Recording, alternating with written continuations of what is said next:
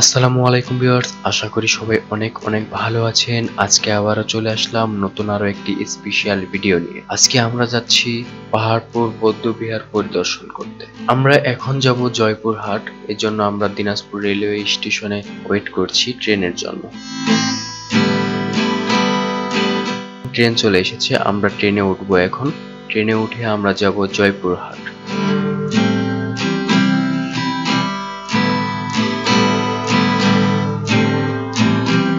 এখন আমরা ট্রেনে উঠে পড়লাম। ট্রেনের জানালা দিয়ে প্রাকৃতিক সৌন্দর্যকে ভালোই উপভোগ করতে পারছি।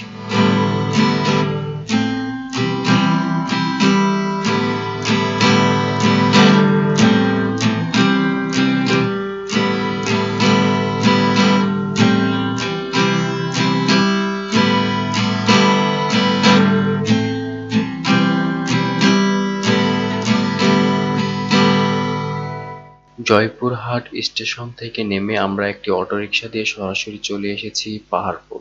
আমরা এখন পাহাড়পুর চলে এসেছি। এখানে দেখতে পাচ্ছেন বৌদ্ধবিহার। এখন আমরা হাঁটাহাঁটি করছি। বিকেল না হওয়ার কারণে খুব গরম এবং খুব রোদ। ওইখানে কেউ যেতে পারছে না, গাছের ছায়ার নিচে সবাই বসে আছে।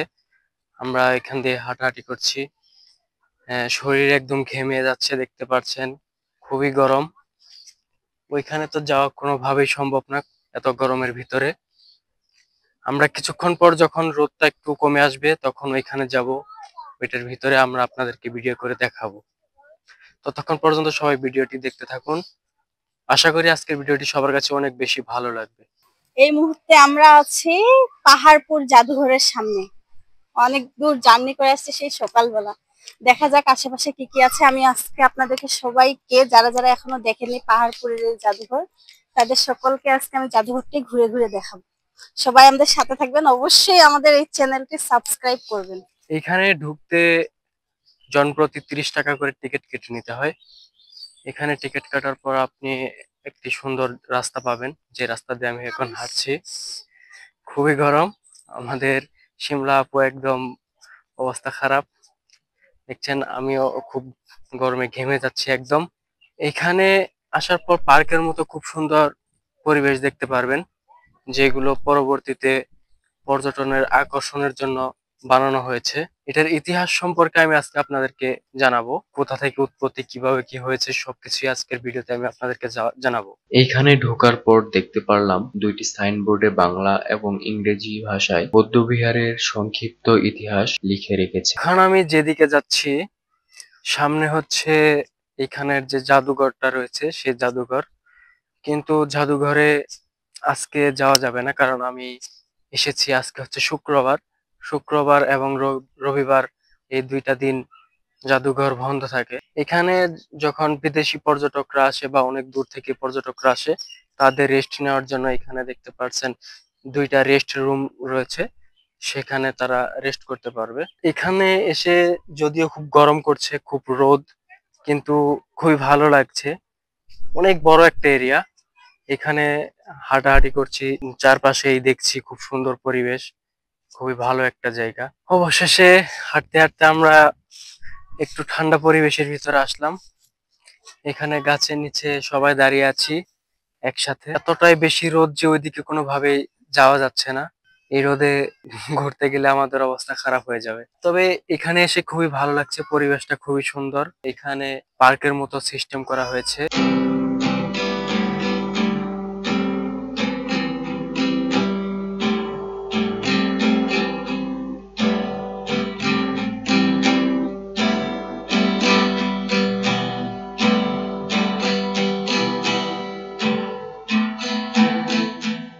এখানকার পরিবেশটা সুন্দর রাখার জন্য যারা এখানে ঘুরতে আসেন তাদের অনুরোধ করছি, এখানে কেউ ফুল ছিঁড়বেন না বা যেখানে সেখানে ময়লা ফেলবেন না, যেখানে সেখানে প্রস্রাব করবেন না। এই হচ্ছে সেই ঐতিহ্যবাহী বৌদ্ধ বিহার বা সম্পুর বিহার। এখন আমি এখানে রয়েছি, আমার পিছনে দেখতে পাচ্ছেন সেই বিহারটি। খুব রোদ, এই রোদের সময় এখানে এসে খুব গরম করছে, একদম ক্লান্ত অবস্থা, কিন্তু তবুও ভালো লাগছে। এত পুরনো একটি ঐতিহ্যবাহী জিনিস নিজের চোখে দেখতে পেরে। বইয়ে পড়েছিলাম এটার ইতিহাস সম্পর্কে, কিন্তু কখনো বাস্তবে দেখা হয়নি। আজকে চলে আসলাম নিজের চোখে দেখতে। খুবই ভালো লাগছে। অনেক পুরাতন একটা বিহার এটা। এখানে মূলত বৌদ্ধ ধর্মের লোকেরা আসতো বিভিন্ন দেশ থেকে, যেমন মায়ানমার, ভারত এবং তিব্বত থেকে বৌদ্ধ ধর্মের লোকেরা এসে এখানে বৌদ্ধ ধর্মের চর্চা করত। এবং এটার ভিতরে একটা মন্দির রয়েছে। সেই মন্দিরটাতে এখন আপাতত প্রবেশ নিষেধ, এটার ভিতরে কেউ প্রবেশ করতে পারে না। পাহাড়পুর বৌদ্ধবিহার বা সোমপুর বিহার এটি বাংলাদেশের রাজশাহী বিভাগের নওগাঁ জেলায় অবস্থিত। এই বিহারটি বর্তমানে ধ্বংসপ্রাপ্ত একটি প্রাচীন বৌদ্ধবিহার। পাল বংশের দ্বিতীয় রাজা শ্রী ধর্মপালদেব অষ্টম শতকের শেষের দিকে বা নবম শতকে এই বিহার তৈরি করেছিলেন। 1879 সালে স্যার কানিংহাম এই বিশাল কীর্তি আবিষ্কার করেন। 1985 সালে ইউনেস্কো এটিকে বিশ্ব ঐতিহ্যবাহী স্থানে মর্যাদা দেয়। পাহাড়পুরকে পৃথিবীর সবচেয়ে বড় বৌদ্ধবিহার বলা যেতে পারে।